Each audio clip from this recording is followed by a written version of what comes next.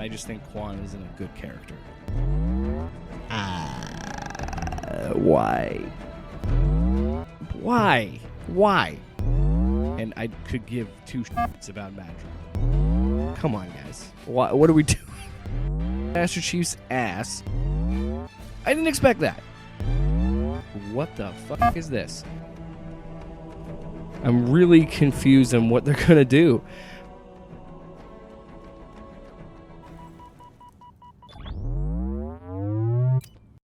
All right, everybody. Why'd I start like that? Welcome back to another episode of Halo PODST, where we break down the Halo Paramount Plus show. As always, I'm Jake, joined by Sparks. Oh, yeah. And a wonderful, wonderful Quan-free week it is. Honestly, spoilers ahead for my rating, but this might be the highest rated episode of the season. not to delve into it too much. I mean, highest rated episode, no Quan. Coincidence? I mean, we stayed away from the rubble the whole time, and I was like, well, I know we almost kept full momentum going through this thing. Almost. Yeah, I'm interested to hear your thoughts on it, but we'll get to the spoilers there. Overall, I think this, you and I talked about it beforehand. This was hyped up before the show came out. Oh, they hyped it up so much. This was going to be the big episode that was going to win everybody over. Overall, I think it succeeded. I think it was a pretty fun, entertaining episode. I think it was a solid episode. I mean, I was thinking about this the entire time I was watching it. So did you ever watch like those first 3 to 4 seasons of The Walking Dead? Yeah, I watched till season 6. Do you remember how actually not great that first season was? Yeah. I think this is in a similar boat where it's got a shaky kind of first season, and then 2 builds on that, and then they kind of make the improvements in 3. A lot has to do with showrunner changes because he had Frank Darabont leaving after season 1, I think it was. And honestly, I think he only directed the first episode. Yeah, he was a showrunner for most of it, but yeah, season 2 is when they changed showrunners. Yeah, and I think there's some okay episodes in season 1 of The Walking Dead, and just there are some okay episodes, but overall, season 1 of The Walking Dead is not great. But it was a solid proof of concept, and they kind of built on that shaky foundation, got a really good run going in seasons 4, 5, and 6, and then I stopped. Fell apart. But we're not here to talk about The Walking Dead. I think I do think it is a pretty apt comparison because we talked about it before this season even started that there was going to be a new creative team and they were going to, I think, tell the story in their own way and lean more into what we saw in the games because they're still playing with the idea that this is a different timeline, so we can tell things differently and. Especially because in the games, Master Chief is not around for the fall of Reach. That's Noble 6, and we got no mention of them in this. But oh god, I'm sorry.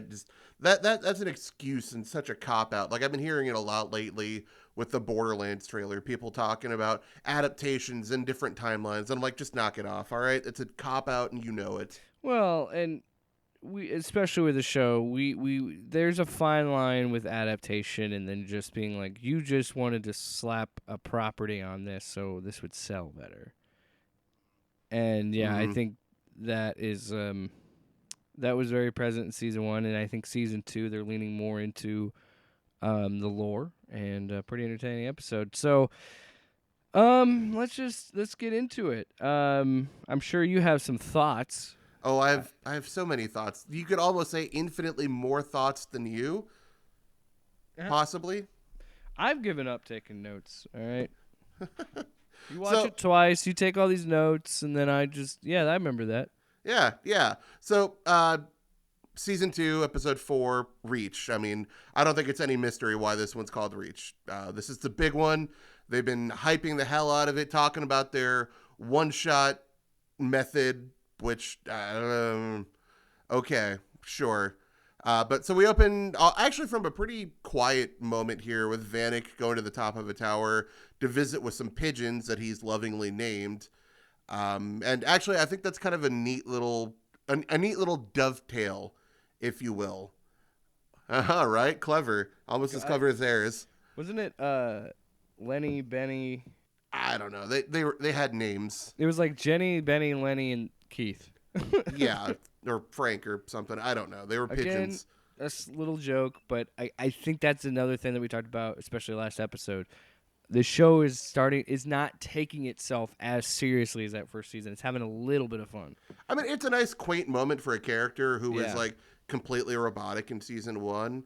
So yeah, it is what it is. But so the really nice part is where for the first 3 episodes, we've been doing this really shitty juggling act with like 4 different plots each, and they're all kind of like slowly moving towards each other.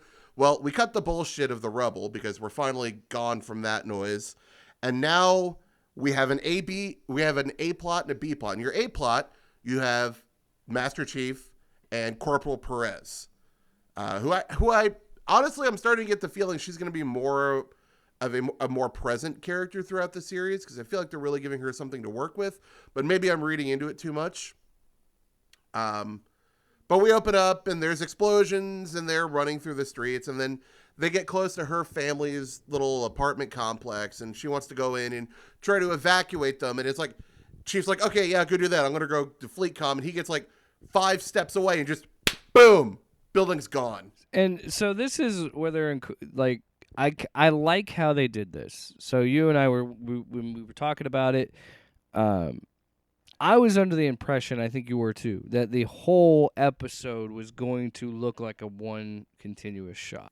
Yeah. Well, and that's what they were going for, because at a certain point in like cinematography, claiming that you did something as a one continuous shot is some impressive feat. And it's neat. What we end up with here is a oneer, but it's got a lot of shaky camera shots. Yeah. Which is honestly, it's almost more like watching what was that alien movie in New York? Cloverfield. Yeah, it's like Cloverfield all over again. Except maybe not as handheld. Interesting. So I think you and I might differ on this. Okay. Did you like it? It had its moments. Other times it felt very jarring. And I understand that's the vibe they're going for. Yeah, see, that's why I liked it. Because it's the chaos of the battlefield and the evasion. Very similar to the first episode.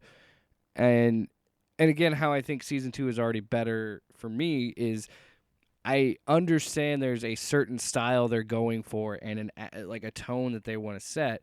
And I mentioned it in that first episode. We see it here again, where it's like, I like that it's disorienting. I like that it's dizzy and confusing and you don't know what's happening.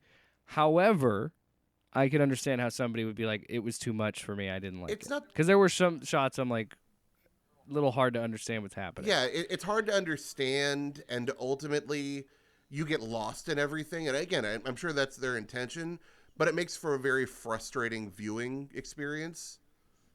Yeah, because you're trying to keep on keep point on hand, something. you can convey that and show that, but there's also that other element of like you do have a responsibility to drive that story forward and give someone something to focus on. You know. Well, and even as they're doing it, they keep switching points of view. Like you'll follow Chief for a while, and then once he catches up to Riz, spoiler territory here, the camera starts following her a little bit more. So it's like, it's not sure what it wants to do. It's very directionless. And I kind of like that they split this up and split that style up with just the fight for Reach, while all the other stuff was like with Halsey and Bokeem Woodbine as Soren.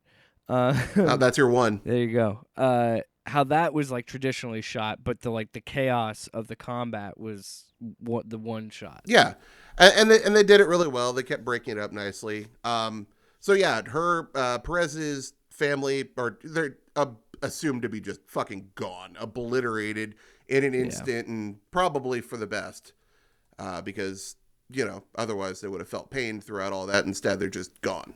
So, hey, silver lining, I suppose. Take that how you want. But, so he manages to convince her, hey, you're going to come with me to FleetCom. We're going to, try to reconvene with everybody, get to our suits so that we can go out and fight. And they end up in like this underground marketplace that hadn't been destroyed yet, which I found very interesting. Like, everything's going on outside, and here you have these people just going around. Like, they don't know what's going on, but it's not that big of a deal to them. Like, it somehow hadn't gotten to them yet. And then, like, after a couple seconds, we get a nice sweeping shot to the other end of the corridor, and wouldn't you know it, there's a bunch of cloaked elites just coming in. I also want to say that I think it was interesting that, while this is happening, you still see how much of like why people rally behind him because he is such a focused soldier, and he'll touch on it later, but like the fact that and she has a moment like, yeah, this is my family. They weren't soldiers. She has to have that emotional moment, and he's like, he gives her a beat, but then he's like, all right, we got to move. Like he's old because he's the chief. He knows like they're gonna keep coming, and I need to get to my suit. I need to get the best chance I have. We got to keep moving. Where she is kind of, you can tell Well, she's not really she's in the communications. yeah, well, and he understands that there's a time and a place to mourn the dead, and this ain't it. This is all wrong. We We're got to keep literally moving. being invaded. Yeah, like later, just keep moving. So we get those cloaked elites coming in, and then you know what? God damn it, Chief doesn't have his suit, but fucking hell, if he's not gonna hand to hand fight an elite, This was so fucking cool, man. Like I love it. it was like 90% cool. I'll admit. Once the elite was decloaked, there was some really shaky CGI. Yeah. There was some interest. Yeah, there's some bad shots, but overall, pretty awesome. I dug it. Great fight. The fact that he killed, like, that's the thing. They're doing well in this season, and I gotta give them props. They went with an idea of like, let's just do it and see him be a soldier without the armor. Let's see him just be a badass without it, and which is a really weird parallel to considering everybody else's complaint of him taking off the helmet. All right, well, what if we take away all the armor? And I'm sure people be mad about it. Sure, whatever, I get it. But the whole time I'm watching this episode, at no point did I say this would look better in the suit. Sure. Or this, like the whole time, like, this is fine the way it is. Now, I wouldn't be opposed to him wearing the suit, but the fact that he did this barehanded without his suit was fucking cool. And like it made the feat all that much more impressive, and also it let you see him emote more. And it's also saying that like the armor is a tacked on thing. Like, these dudes are still deadly and superhuman outside of the suit, so they could still fight outside of the suit, and I like that a lot too. And I love that whole scene because he was able to sniff that guy out. Like, the fact that he out of nowhere knew that was an elite because he's seen them, they're cloaking so much, he knows where to look and how to look for it, and he just fucking takes them out. Like, again, awesome scene. I like that a lot. And it's like, why did it take us this long to get here? That's what I kept thinking that whole episode. Yeah, that's a long, complicated answer. So they end up leaving the marketplace, and they end up in this like home/storefront from this collector, this vendor woman who's got like antiques from Earth. And ultimately the woman doesn't want to leave her stuff, and she just kind of accepts her fate. But a little blink and you miss it kind of moment. Jake, did you happen to notice a fun little Easter egg on one of the shelves? No, maybe. If you tell me, I'll probably notice it in my head. There was an Xbox, an OG. Oh, I didn't see that. That's awesome. Yep, just sitting right there. I saw the X shape. I'm like, oh, you sons of bitches. Oh yeah, I did. Okay, yeah. I thought that was an X, but I couldn't make it out. So yeah, that was an Xbox. So yeah, I see you. And I did like this scene because, again, it shows Chief being like, she doesn't want to leave. She knows, like, I don't know how, because that leads into the next scene where they go to like a hardware store, right? And she has that moment of like, how are you just like all this shit's happening and all this death, you're constantly around it. How do you keep going? And he has that whole thing of like, he just doesn't think he can lose. He just goes, I might lose to people, but I'm not gonna get. Well, Nobody's gonna kill me. turns out he was once visited by a woman and got 15 coin flips in a row, but he knew the answers. It wasn't luck. Yeah. Okay. I mean, that's a little more mythologizing than I'm comfortable with, but okay. Yeah, sure. I mean, I can understand that. It does feel like they got to build up his legend and all that, but uh, I liked that scene, and maybe it's just because I like Pablo Schreiber, but I don't know, man. I think this is a good scene, and it works fine without him in the suit. Mm-hmm. Well, him in the suit, it wouldn't attract nearly as well. Yeah, because It loses its humanity. because he's looking at her this whole time after her family dies, and she's just trying to talk to him about it, and you believe it, and I kind of like the cockiness. I kind of like the arrogance of being like, I might lose some people, but they ain't gonna kill me. Like I'm not. Well, and I'm sure he's a little jacked up on adrenaline right now too. Yeah. So they end up leaving that woman's shop, and then they end up catching up to Riz, Lewis, and Danilo. I actually had to go back a couple times to figure out his name, but he's Lewis's SO, the masseuse or therapist, and they're hunkered down fighting off Covenant with a bunch of Marines. This is fucking sad. Well, it not yet. But Oh it'll yeah, we'll get there. Yeah. So they, being Riz, Lewis, Danilo, and like 5 Marines, they decide, hey, everyone, we're going to move on to Fleet Comm. So they end up doing like this really great tracking shot through a building. And there's a liberal use of grenades here, which I found very interesting considering you're in a building. Yeah. Which I feel like would have demolished it even more, but suspension of disbelief. So we'll move on from that. But again, more elites, a lot more fighting. Danilo has ended up like just getting killed off screen, but Riz sees him. Oh, yeah, and sorry, I wanted to mention this, but you were on a roll. When we first see Danilo, one of the funnier, awesome lines of that was like, "You keep shooting, I'll." What did he say? You keep shooting, I'll find you. Fucking yeah, Lewis. He's out there This blind fighting dude with a just launcher. shooting dudes, and he's just like, "Yeah, keep shooting, I'll find you." And I was like, "That's a great point," because he would still be able to hear it, but I don't know. Well, hypersensitive Spartan hearing. You know, I feel like that would be worse because there's so much noise, and I'm sure it's not like louder, but it's more fine tuned. But anyway, yeah, Riz finds Danilo. He's got like looks like he must get hit in the chest with a shotgun or something. Plasma, I think probably. Which I was just like, aw. So she tosses a grenade to kill more elites, and then jumps out of the window, nearly pulls off a superhero landing, but ends up rolling it, which honestly is probably more realistic. Yeah. Because the superhero landing is really hard on the knees. Again, the one take method, it works really well, and I personally like the fact that it changed perspective and kept that shot, but it changed to Riz, and then we'd come back to Chief. I kind of dug that a lot, especially for this. But the that superhero landing did not look good like that. No, it looks like it hurt. Well, I mean, the shot itself didn't look that great, but yeah. Well, whatever. It's a hard shot. And you know what? I'd rather they do that than put someone in danger of an actual explosion or something, Sure. So she jumps out the window, lands on the ground, and then catches up to Lewis, and Lewis starts asking about Danilo, and she basically has to tell him he ain't coming, and it's pretty obvious what that means. Yeah, because he keeps saying, "Where's Danilo? Danilo." I'm like, buddy. Yeah, hey. So Lewis, at this point, he's out of Spartan.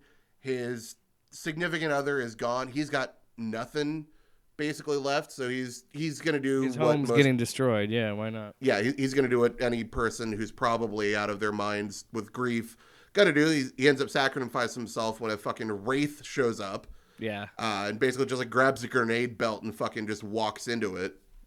So so that leaves us down from 5 Marines and 4 named characters to Riz, Chief, and Perez, just like that. Also, I think it's funny that, again, they do this whole thing without their armor. Oh, did you catch the other Easter egg when Chief meets up with Riz? The Yeah, I need a weapon. Sure, yeah. because that's what Chief says, and I need a weapon. Mm-hmm. I don't think there was any other references in that. But, I'm sure there were. I'm just not nearly skilled enough. Also, I love the fact that we're seeing some BRs. I think we also got a DMR in this at one point. Well, we Big got fan. an AR in season 1, episode 1. We definitely got our BRs here. We've had more than enough plasma weapons. Couple magnums showed up. Swords everywhere. Oh, I cannot wait to talk about the end of this episode. So we've got 3 survivors, and they make it to FleetCom. They reunite with Vanek, and mysteriously, Kai is MIA. Yeah. So this is what I was gonna ask. Because I was like, I don't remember. I know she had that conversation with Ackerman. I'm assuming they're implying she left with him. Where is she? Actually, that's where exactly I'm thinking. I'm thinking after the end of last episode where basically her trust with Chief was just like shattered. And he's like, I don't need a friend. I need a Spartan. Like that was the breaking point. And I think at that point, Ackerman had a lot more faith in her than he did with Chief. So it's like, hey, we need a Spartan, someone we can kind of build our next generation off of. So it's you. And she goes with him. Because okay, so that's what I am thinking too. And the only reason I'm thinking that is not just because. Okay, the other reason I'm thinking that, not just because she's not in this episode, but because that would be the thing. Is like what you were saying is he is gonna make her the next chief. Mm-hmm. Which is why he wouldn't mind letting him die there. Because in my mind, again, it doesn't make any sense why you would leave your biggest military asset on the planet you know that's being invaded unless you think, oh, I'm going to make this other person the leader of the Spartans. Well, the even bigger tell there is, so it turns out Ackerman took the fucking suits. Yeah, and I was like, okay, because I was expecting them to put on the suits. And get to whipping ass. Yeah, because my thought was like, oh, we're going to be, like, most of the episode is them getting there, and then once they get there, they're going to fucking clean house. But that's not what happened, and I'm okay with it. I was bummed. I was like, damn it, because I'm a sucker for the suits. Show me the toys. I want to see the toys. And I think that was an interesting choice, because we went from an episode of building anticipation to the suits, and then once we realized that those are off the table, the stakes actually go up even more significantly. And honestly, I think it's better because we get a lot more, emotional stakes at the end of the episode. So Chief goes to talk to Keys, and that just this fun little line. Part of me was hoping you were dead, so I didn't have to listen to this. I told you so. That was good. I like that. I was like, that actually feels like something somebody says. Yeah, fucking hell, I got to deal with this now.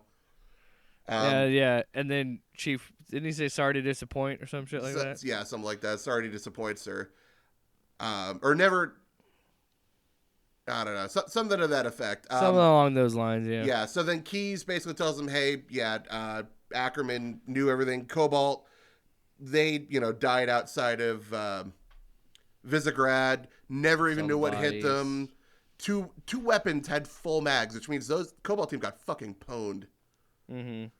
And at this point, Keys, he's still around, so he is hell-bent on evacuating citizens and just fucking sticking it to the Covenant. Like, you might take Reach, but I'm going to make you fucking pay for this. Great speech when he starts rallying everybody at FleetCom. Yeah, no, he does this really great. He does this team meeting where he basically tells the Marines, hey, guys, you're basically doomed. I can understand, if you wanted to leave, but everybody, you got nothing to prove here. You are heroes in my book. It's kind of like that kind of thing you'd see in like Independence Day, where the president's given that big "we're gonna fucking fight the aliens" speech. And man, I was like, all right, and because I like I don't know the actor's name, but I do like the dude that's played Jacob Keyes, and so like when he's like they fucked with the wrong planet. I'm like, all right, I would fucking go to war for this guy. I'd run through a wall for this. Yeah, everybody's amped. They know they're gonna die, but they're fucking ready to go. And I'm a sucker for those gung ho things like that. Like, yeah, let's go, let's fucking die. Yep. And then Keys actually wants to fight alongside the troops on the bridge, but the Spartans managed to convince him that, nah, sir, you're getting the fuck out of here. Like, yeah, he also had a good line where he said, "What credentials don't mean shit right now" or something like that. Mm-hmm. Yeah. And honestly, I mean, I thought it was a good on their part because, obviously this is somebody they can trust and they don't want to just go lose him senselessly. So Right, it and makes he's sense. someone higher up in UNSC, and yeah. Yeah. So the Spartans and a class of Marines, they go to set up repel an invasion on the bridge, while Keyes works on evacuating all of the civilians and wounded. And he tries to get on one of the ships, but turns out some jackals manage to get along the side, and they start climbing up the fucking building right up to the dock, and they're trying to attack. And this actually is where our A and B points converge. We finally get Soren Yeah. and So Halsey meeting. so They actually, break out of VR prison. yeah. So I guess before we go any further than that, let's switch gears and go over to the B plot, which is Soren and Halsey. Now Halsey, of course, she's in her little virtual prison cell, and then Ackerman brought Soren in, and they're just kind of like, Which, again, what a petty little bitch oh that yeah, Ackerman is. Because he's going to evacuate a planet he knows is doomed to die and let these two have their little reunion and they just die together. Like, what yeah. a bitch. So yeah, it's kind of an awkward moment there for the two of them. I mean, Soren, he talks about how like he's played this moment in his head thousands of times, what he would say to her, what he would do to her. Ultimately, it means nothing, really. I thought you'd be taller. I thought you were tall. I remember you being taller. Or Yeah. something like that. And then actually a little cutback. So when Perez's family were blown up in that whole building, we actually saw the power go out in the town. At the same time that happens, the power in Fleetcom goes down, which takes down Halsey's prison, which I thought was a little funny little moment. Is after the graphic overlay, the illusion was gone. She like reached for the wall. I was like, did you not realize you were in a cell? Yeah. Like, you're a brilliant or person. When he goes to the door and she's like, the security is still on, blah, blah, blah. And she's like, don't walk through that. And he just like walks through the door. Yep. And he's like, are you coming? Yep. Like, Yep. They escape. Soren tries to go left. Halsey goes right. And she's like, hey, man, you're going to have to trust me. I know way around here. He's like, I ain't going to fucking do that again. You know what? Spoiler. He does. He ends up following her. And while they're walking along, Halsey starts asking questions about Kessler, his son. So she's showing again that she does remember the Spartans, and she's not as callous as we think she is. Like I feel like they're actually doing like this really nice, I wouldn't call it necessarily subtle, but these little things to try to walk back the full fucking sociopath that she became in season one. Hold on. Here's my theory on that. I think that was just the clones. Like, the more she kept flash cloning, like, the more deteriorated their morality started to be. You know what I mean? Like, I feel like that is some angle they could play while trying to redeem her character. I don't think it's really any of that. Like, you're talking about the Julia flash clones? Because, I mean, the main Halsey we spent time with last season. No, I think that was Halsey. The clone that we saw die in Fleetcom possession was okay. So when they got onto the ship, her and her little fucking weird assistant, they brought a giant box casket shaped thing on board. And I think that was her contingency plan, was a clone. That in the event like this goes sideways, she could spring it and make a run for it.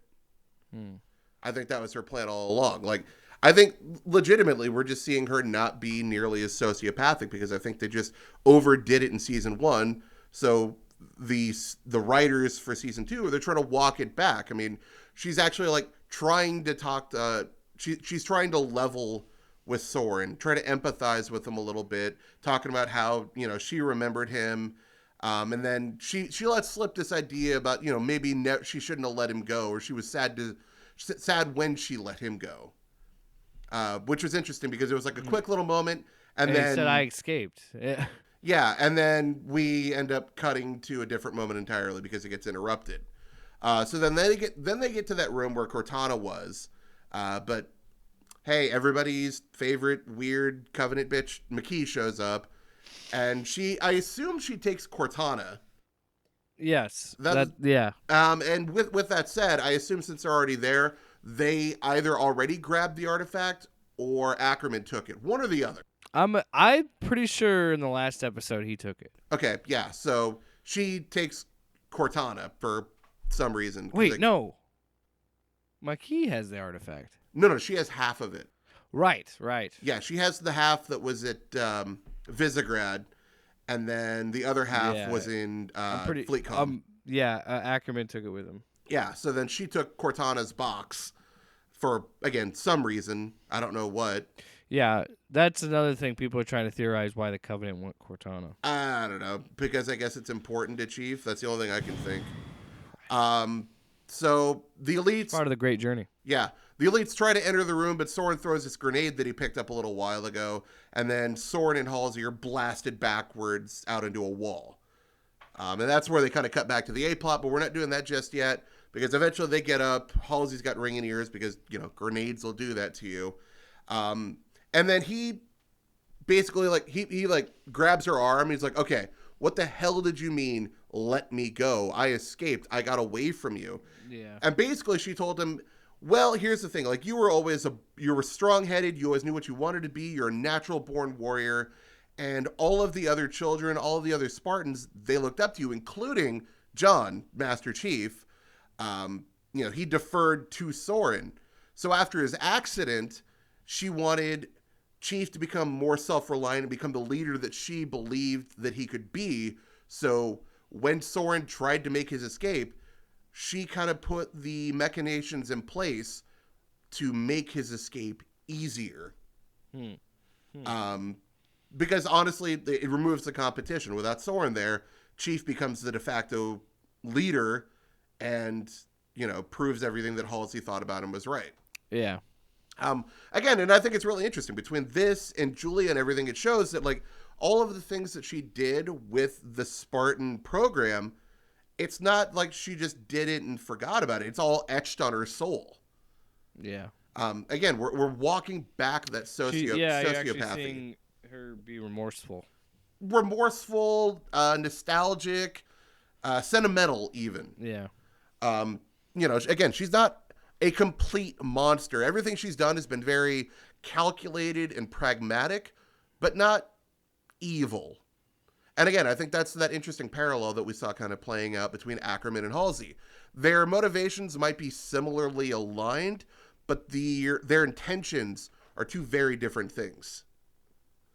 Mm-hmm. And I think that's a very striking juxtaposition. Yeah. And that's why seeing him be petty really kind of cemented that. So after all of that, they catch up to Keyes. Keyes reveals everything that's going on. She asks about her own daughter, Miranda. She did care about her daughter. Again, not a fucking monster. And Miranda... Where is Miranda? Yeah, Miranda was evacuated with Ackerman and all the other important people. So she's not dead. She's just gone. But not in that way. This actress has not shown up for half the season. But... Yeah. So Soren almost gets onto the ship, but he hears the approaching jackals. And again, this is where A and B converge. So Keyes tries to fly the ship out, but it turns out that the fuel lines are still hooked up. So he pulls Perez in. He makes Perez take charge of flying the ship. He says, you know how to fly this? Because everybody in Halo universe knows how to fly things. Yeah. He basically says, I'll be back. Don't worry about that. And of course, that was a fucking lie. So basically, he's going to try to sacrifice himself. He goes to disconnect the fuel supply. He gets it done, but he's surrounded by jackals. And it turns out when he disconnected it, he didn't shut off the fuel supply. He just disconnected the hoses. So you know where this is going. Yeah, because once the hose comes out, you see the fumes. Yeah, so where this is going. He basically just fucking self-immolates. He implodes. He blows up everything, and the evac ship manages to get away. And of course, again, Halsey's not a complete monster. She is distraught at Jacob's death. She actually is remorseful for her former lover being... that was her husband for some period of time. Seeing they him did explode. Care about each other. Yeah, I had a feeling this was going to happen in some way when he had to go change the fuel lines. Or go Well, fix the oh fuel yeah, no, lines. But it wasn't subtle at all. And like anybody who knows their Halo lore knows this, that Keyes is doomed to die. yeah. That's gonna happen. Miranda will die too eventually. And I think it was a really good scene because, again, I think the guy that plays Jacob is really good. The only problem I had with it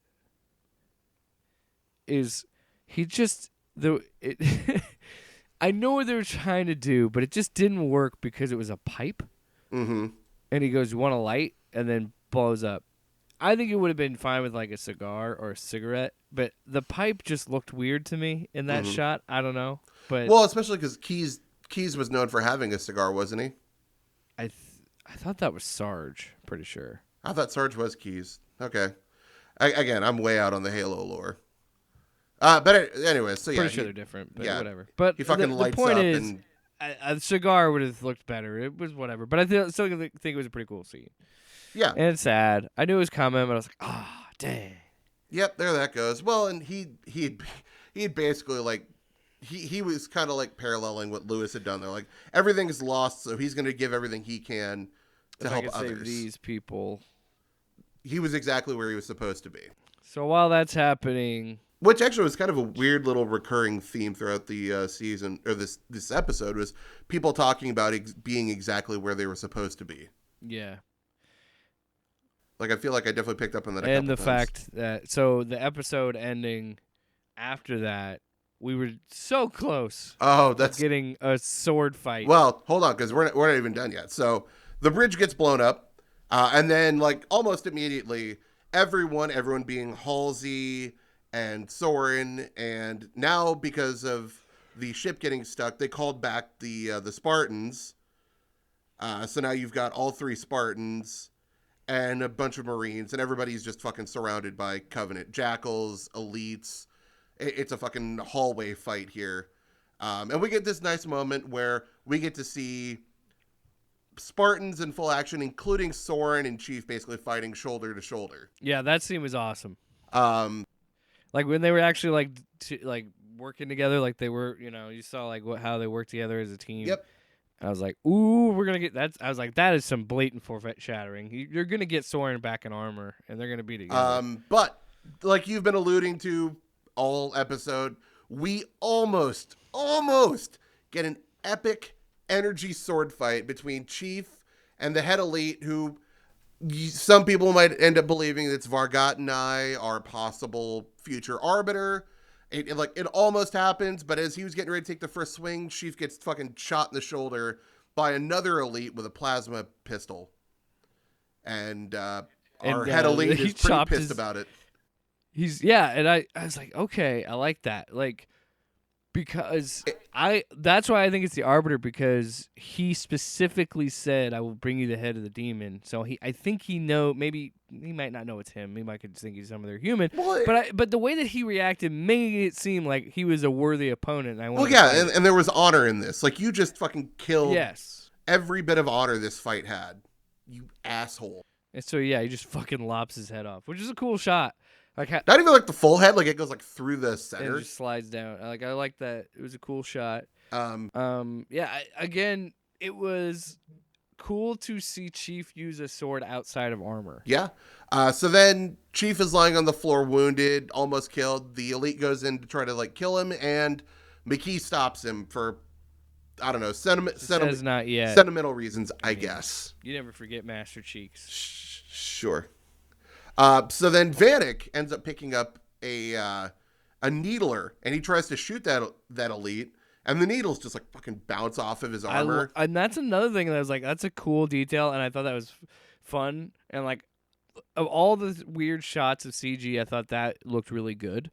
I think the elite looked good, and I think that they're just dunk, dunk, dunk, sliding off. Yeah, one of them sticks in, but he like fucking pulls it out and just jams it into Vanek's fucking chest. When he took it out and stabbed him with it, I didn't even think of that, because you can't do that in the game. That's a ballsy move.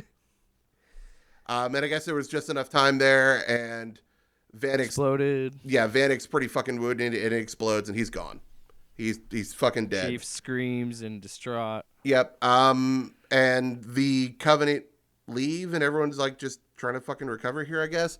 But we get this like one final shot of Vanek looking up at a clear sky through a hole in the ceiling, and there's birds flying above. And like I said, I think that's a really nice dovetail from the beginning of the episode with him talking to the pigeons to the last thing he saw, because he, as he talked in the first couple episodes, he had recently been watching nature documentaries about birds.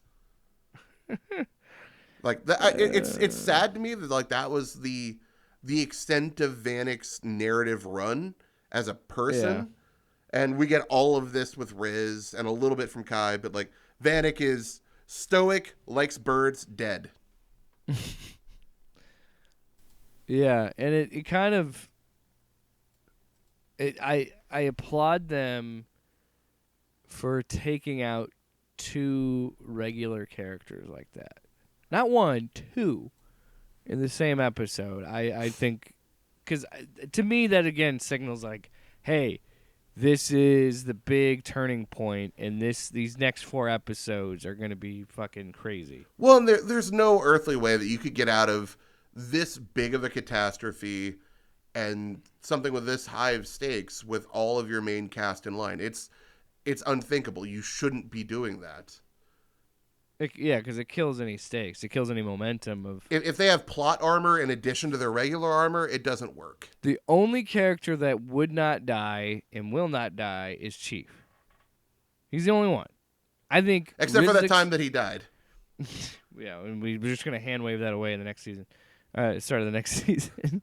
But yeah, he's the only one. Because I honestly would not be surprised by the end of season 2, Chief is the only one left.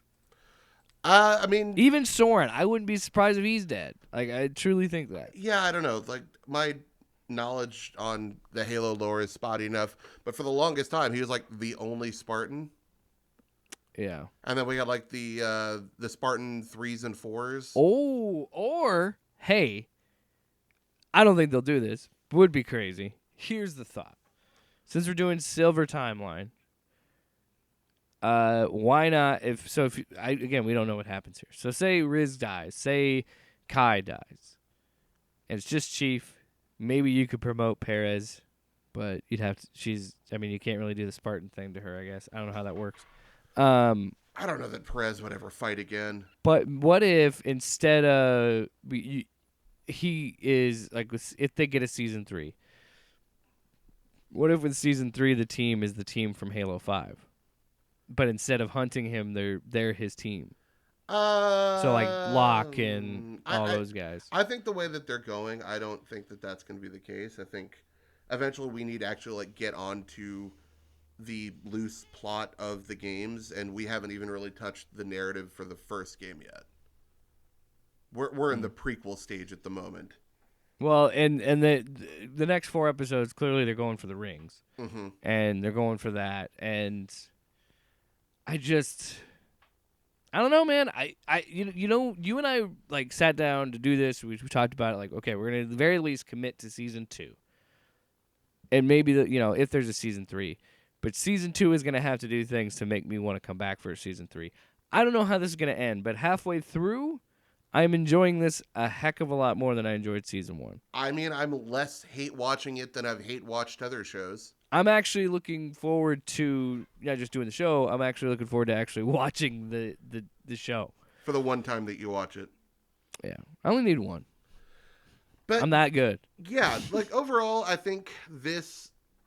I've heard it bandied about. I haven't watched other people's reviews, but I've seen the general consensus is this is the best of season 2, possibly the best that they've done so far. And yeah, hey, I mean, that's a mildly low bar to cross, but I think it rings true. It's just, I don't understand why it took this long to get to this. Because there were people who didn't understand the subject matter, and there were personnel changes, and.